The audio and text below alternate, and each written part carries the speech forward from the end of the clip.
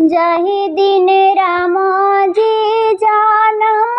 लेले जनमी भुइया लोटिले होई ललना हथवा में दुई दुई लाल शोभेली लारा पर मणि बरे होए ललना हथवा में दुई दुई लाल शोभेली लारा पर मणि बरे हो। चार सखिया आवेली गावत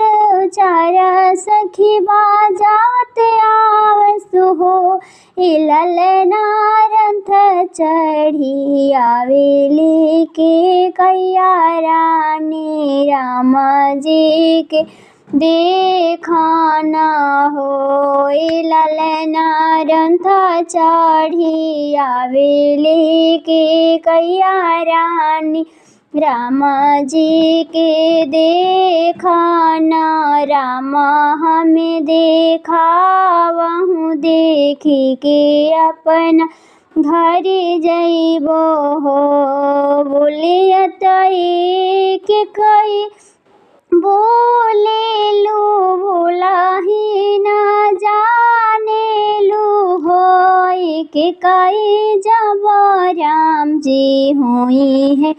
बरह दिन के तब देखलाई भी हो के कई जब राम जी हुई है बरह दिन के तब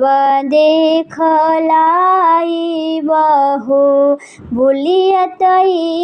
कुशिला बोले लो बोलाही ना जाने लो बोलाही ना जाने लो होए कुशिला जब राम हुई है बारह दिन के घर से आगाना हुई है बन के सिधारी हुई है होए कुशिला जब राम हुई है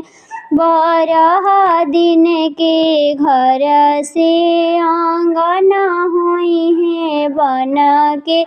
सिधारी हुई है हो। बोलियत के कई बोले लो बोलाही ना जाने लो होए के कई छूटली बंझनिया के नैया भलही राम